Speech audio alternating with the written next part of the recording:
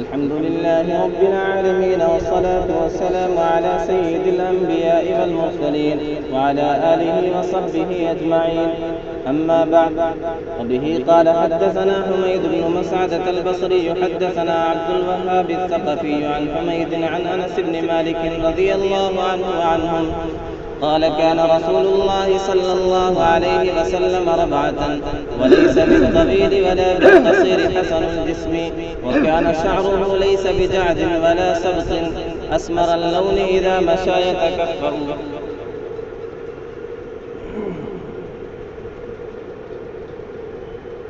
یہ اس باب کی دوسری حدیث ہے. یہ باب بتلایا تھا باب ما جاء فی خلق رسول اللہ صلی اللہ علیہ وسلم. آقا صلی اللہ علیہ وسلم کے حلیہ مبارک کے بیان میں آپ کا جو ظاہری وجود تھا، آپ کا جو سراپا تھا، آپ کا جو چہرہ تھا، آپ کا جو جسم تھا، آپ کے جو بال تھے، تو پورا وجود اس کا جو ظاہری حسن، اس میں جو کمالات، اس میں جو خوبیاں، ان ساری چیزوں کا تذکرہ ہے. آپ کا حلیہ مبارک کیسا تھا، اس کا تذکرہ ہے. تو اس باب میں 14 احادیث ہیں. یہ دوسری حدیث ہے. امام ترمذی فرماتے ہیں ہم سے بیان کیا حمید بن مسعدہ بصری نے، ان سے بیان کیا عبد الوہاب ثقفی نے. وہ روایت کرتے ہیں حمید سے. حمید یہ جو راوی ہے یہ مشہور ہے حمید بن طویل سے. طویل کے معنی لمبے کے ہوتے ہیں. انہیں حمید الطویل کیوں کہا جاتا ہے؟ محدثین نے لکھا ہے کہ ان کے پاس میں، ان کے پڑوس میں ایک اور حمید نام کے رہتے تھے، تو وہ ان سے ذرا سا پستہ قد تھے، تو اس اعتبار سے انہیں حمید الطویل کہا جاتا ہے. بعض علماء نے کہا کہ ان کا جسم تو بہت زیادہ لمبا نہیں تھا، لیکن ان کا ہاتھ لمبا تھا، اس اعتبار سے انہیں حمید الطویل کہا جاتا ہے. یہ روایت کرتے ہیں انس بن مالک رضی اللہ تعالی عنہ سے. مشہور صحابی ہیں، خادم خاص ہیں رسول اللہ صلی اللہ علیہ وسلم کے. آپ صلی اللہ علیہ وسلم کے وہ تو بہت سارے خادم صحابہ تھے، لیکن انہوں نے اپنے آپ کو وقف کر دیا تھا. ان کی والدہ نے خدمت کے لیے انہیں وقف کر دیا تھا. تو یہ جب خادم کا تذکرہ آئے کہ خادم رسول اللہ صلی اللہ علیہ وسلم، تو اس سے مراد یہی ہوتے ہیں.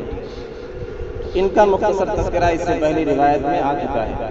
یہ فرماتے ہیں کان رسول اللہ صلی اللہ علیہ وسلم ربعۃ.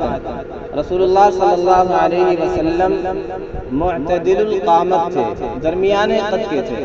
ولیس بالطویل، آپ بہت زیادہ لمبے نہیں تھے. ولا بالقصیر، آپ پستہ قد نہیں تھے. حسن الجسم، خوبصورت جسم والے تھے. وَكَانَ شَعْرُهُ لَيْسَ بِجَعْدٍ وَلَا سَبْطٍ. آقا صلی اللہ علیہ وسلم کے بال مبارک نہ بہت زیادہ گھنگریالے تھے، بہت زیادہ پیچیدہ نہیں تھے، اور نہ بالکل سیدھے تھے.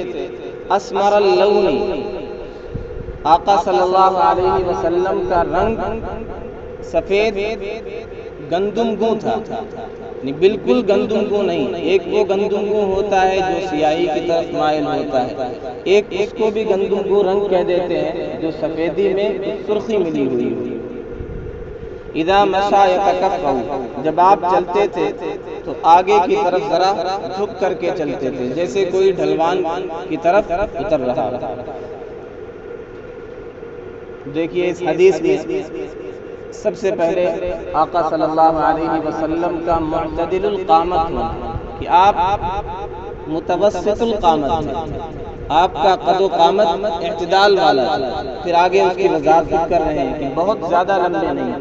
تو یہ پہلے تفصیل آتی ہے کہ لمبے ذرا سے تھے، لمبائی کی طرف ذرا سے مائل تھے، اور صحابہ کی جماعت میں ہوتے تھے تو آپ نمایاں ہوتے تھے. تو ایک اعجازی طور پر، معجزاتی طور پر آپ ذرا سے لمبے معلوم ہوتے تھے.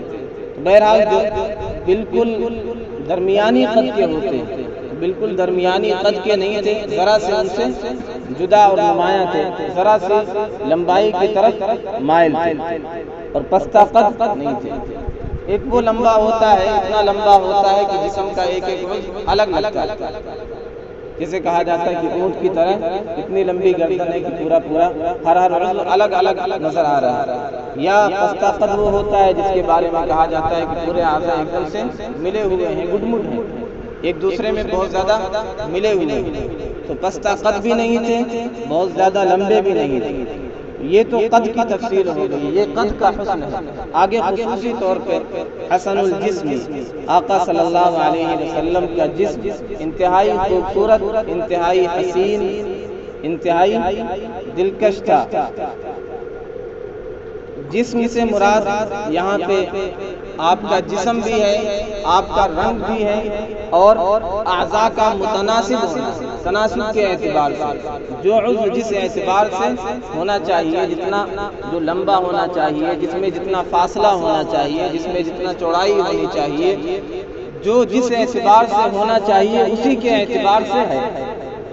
یوں تو حسن کے بارے میں قوموں کے اور تہذیبوں کے اور ملکوں کے اپنے الگ ہی وہ ہوتے ہیں، کسی کے یہاں کوئی چیز پسندیدہ ہوتی ہے، کسی کے یہاں کسی چیز کی وجہ سے آدمی خوبصورت سمجھا جاتا ہے، لیکن اعتدال جو ہوتا ہے، جسم کے اعضاء میں جو تناسب ہوتا ہے، وہ ہر ایک کے یہاں یہ چیز محبوب ہوتی ہے۔ تو آقا صلی اللہ علیہ وسلم کا قد و قامت بھی محبوب تھا، اور پورا جسم کا رنگ اور جسم کے سارے اعضاء متناسب تھے اور معتدل تھے، جس کی وجہ سے آقا صلی اللہ علیہ وسلم انتہائی حسین تھے۔ حضرت حسان بن ثابت رضی اللہ تعالی عنہ نے اپنے اشعار میں آقا صلی اللہ علیہ وسلم کے حسن کو بیان کیا کہ وَأَحْسَنَ مِنْكَ لَمْ تَرَ قَطُّ عَيْنِي، کہ آقا صلی اللہ علیہ وسلم سے زیادہ حسین میری آنکھوں نے دیکھا ہی نہیں۔ تو آپ سے زیادہ اگر کوئی حسین ہوتا تو آنکھیں دیکھتی، آپ سے زیادہ حسین نہ کسی بشر کو، نہ کسی اور منظر کو، نہ کسی اور پسندیدہ شے کو، نہ کسی خوبصورت جگہ کو، آپ سے زیادہ حسین کسی چیز کو دیکھا ہی نہیں۔ وَأَحْسَنَ مِنْكَ لَمْ تَرَ قَطُّ عَيْنِي، آپ سے زیادہ حسین میری آنکھوں نے دیکھا ہی نہیں۔ وَأَجْمَلَ مِنْكَ لَمْ تَلِدِ النِّسَاءُ، آپ سے زیادہ خوبصورت عورتوں نے جنا ہی نہیں، آپ سے زیادہ خوبصورت اور حسین کوئی شخص پیدا ہی نہیں ہوا۔ خلقت مبرأ من كل عیب، آپ کی تخلیق ایسے ہوئی، آپ کی پیدائش ایسے ہوئی جیسے تمام عیوب سے، تمام نقائص سے، ہر طرح کی خامیوں سے مبرہ اور پاک اور صاف۔ کأنک قد خلقت کما تشاء، گویا کہ آپ کی تخلیق ایسی ہوئی ہے جیسے آپ کی منشا تھی، جیسے آپ نے چاہا ایسے ہی آپ کی تخلیق ہوئی۔ بعض علماء اسے اس طرح پڑھتے ہیں کأنک قد خلقت کما یشاء، جیسے اللہ نے چاہا اسی طرح پیدا کیا۔ تو ایک تو آپ کا چاہنا ہے، ایک ہے رب کا چاہنا، اللہ کا چاہنا۔ تو آقا صلی اللہ علیہ وسلم کا یہ حسن تھا جسم کا اور اعضاء کا۔ اسی کو سیدہ عائشہ رضی اللہ عنہا فرماتی ہیں لواحی زلیخا لو رأین جبینہ لآثرن بالقطع القلوب علی الید، کہ زلیخا کی سہیلیوں نے یوسف علیہ السلام کو دیکھا تھا تو اپنے آپ کو بھول گئی تھی، اپنے وجود کو اور انگلیوں کو سب کچھ بھول گئی تھی، تو انہوں نے اپنی انگلیاں کاٹ دی تھی۔ یہاں میرے محبوب صلی اللہ علیہ وسلم کی پیشانی کو اگر دیکھ لیتی تو اپنے دل ہی کاٹ لیتی۔ تو یہ آقا صلی اللہ علیہ وسلم کا حسن ہے۔ اسی کو ملا علی قاری رحمۃ اللہ علیہ نے کہا کہ آقا صلی اللہ علیہ وسلم کا حسن اگر کما حقہ ظاہر کر دیا جاتا تو صحابہ دیکھنے کی تاب ہی نہیں لا سکتے، کوئی دیکھ ہی نہیں سکتا تھا۔ تو کما حقہ آپ کا نور اور آپ کا حسن وہ ظاہر ہی نہیں کیا گیا۔ تو حسن الجسم، خوبصورت جسم والے تھے۔ وَكَانَ شَعْرُهُ لَيْسَ بِجَعْدٍ وَلَا سَبْطٍ، آقا صلی اللہ علیہ وسلم کے بال نہ بہت زیادہ پیچیدہ تھے، گھگریالے بالکل نہیں تھے، ولا سبط، نہ بالکل سیدھے۔ اس کی وضاحت بھی پہلی حدیث میں آ چکی۔ اسمر اللون، اسمر کے معنی گندم کو کیا جاتا ہے، لیکن عرب اسمر اس کو بھی کہتے ہیں، وہ سفید وہ گورا جس میں سرخی ملی ہوئی، سرخی کی ملاوٹ ہو تو اسے بھی اسمر کہا جاتا ہے۔ تو یہاں پہ اسمر سے گندم مراد نہیں ہے، بلکہ وہ سفیدی مراد ہے جس میں سرخی کی ملاوٹ ہو، یہ محبوب رنگ ہوتا ہے، پسندیدہ رنگ ہوتا ہے۔ تو گندم گو نہیں تھے۔ میں نے بتلایا تھا 15 صحابہ کرام سے یہ مروی ہے کہ آقا صلی اللہ علیہ وسلم کا رنگ سفید تھا، گورا تھا۔ بعض علماء نے یہاں تک لکھا ہے اگر کوئی آقا صلی اللہ علیہ وسلم کو کالا کہے تو اس کا ایمان خطرے میں ہے، اس کے کفر کا پھر اندیشہ ہے۔ مدارس میں پڑھا جاتا ہے، جیسے عبارت پڑھی گئی قال قال رسول اللہ صلی اللہ علیہ وسلم، کوئی دیہاتی پہنچ گئے تو وہ سمجھ نہیں پائے، انہوں نے کہا یہ قال قال رسول اللہ صلی اللہ علیہ وسلم، غصے میں آ کر کے کہا تو کالا، تیرا باپ کالا، میرا نبی تو گورا تھا۔ تو یہ کالا کے معنی وہ نہیں، کالا کہنے کے معنی میں ارشاد فرمایا۔ تو بہرحال آقا صلی اللہ علیہ وسلم سفید رنگ کے تھے۔ بعض روایتوں میں یہاں اسمر کے بجائے ازہر آ رہا ہے۔ ازہر کے معنی وہ رنگ جس میں ملاحت ہو، جس میں کشش ہو، جس میں کھچاؤ ہو، تو ایک طرح سے نور ہو، چمک، وہ ازہر کے معنی میں آتا ہے۔ زا را کے بعد جو زا آتا ہے اس سے ازہر۔ اسمر اللون اذا مشى يتكفر، جب آپ صلی اللہ علیہ وسلم چلتے تھے تو ذرا آگے کی طرف جھک کر کے چلتے تھے۔ یہ جو یتکفر کا لفظ ہے اس میں 3 چیزیں آ سکتی ہیں۔ آپ کی جو چال تھی اس کی 3 صفات آگے مختلف الفاظ کے ساتھ آئے گی، تو اس میں وسعت ہے، وہ تینوں صفات آ سکتی ہیں، تینوں معنی اور مفہوم اس میں شامل ہو سکتے ہیں، داخل ہو سکتے ہیں۔ کیا؟ ایک ہے سرعت کے ساتھ چلنا، ذرا سا تیزی کے ساتھ چلنا۔ دوسری چیز کہ آگے کی طرف ذرا سا جھک کر کے چلنا، جسے کہتے ہیں کأنما ينحط من سبب، جیسے کسی اونچائی سے ڈھلان کی طرف، نشیب کی طرف اتر رہے ہیں۔ تیسری چیز قوت کے ساتھ قدم اٹھانا۔ تو یہ تینوں صفات آقا صلی اللہ علیہ وسلم کی چال میں تھی۔ تو آپ چلتے تھے، قوت کے ساتھ قدم اٹھا کر کے چلتے تھے۔